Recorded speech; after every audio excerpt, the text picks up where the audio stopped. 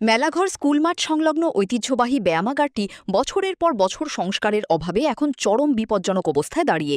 সামান্য বৃষ্টি হলেই চাল চুইয়ে ভেতরে জল ঢোকে, ওপরের সিলিং প্রায় অর্ধেক ধসে পড়েছে, আর আর্দ্রতায় নষ্ট হচ্ছে মূল্যবান প্রশিক্ষণের সরঞ্জাম। এই ঝুঁকিপূর্ণ পরিবেশেই প্রতিদিন প্রশিক্ষণ চালাতে বাধ্য হচ্ছেন স্থানীয় তরুণরা। মেলাঘরের এই ঐতিহ্যবাহী ব্যায়ামাগারটির হাল একসময় যাদের ঘামে উজ্জ্বল হয়েছিল, আজ তাদেরই ভবিষ্যৎ চরম অনিশ্চয়তায়। যে ঘর থেকে প্রশিক্ষণ নিয়ে শিক্ষার্থীরা রাজ্য ও জাতীয় স্তরে নাম কুড়িয়েছে, সেই ঘরের ভেতর ঢোকা মানেই এখন যেন জীবনের ঝুঁকি নিয়ে এক যুদ্ধ জয় করা। মেঝের জলে ভিজে মরচে ধরে নষ্ট হয়ে যাচ্ছে বহু সরঞ্জাম। আমাদের 1972 সাল থেকে মেলাঘরে ব্যায়াম প্রতিষ্ঠিত করেছিল ভুবন পাল। তারপরে আমরা বহু ছাত্রছাত্রী এখান থেকে উঠে সার্ভিস পেয়েছে, এখনও আছে। তোমরা অনেক বাধা নিষেধের মধ্য দিয়ে আমরা কাজ শুরু করছি। তো কয়েকদিন আগে আমাদের এখানের শুভাঙ্ক সরকার, সিপাহীজলা জেলার, উনি বলছিল যে আমাদের ব্যায়াম আমরা ঠিক করে দেবে, যে আমাদের এই করুণ অবস্থা, আমরা ছেলে মেয়েরা ব্যায়াম করতে পারি না ঠিক মতো।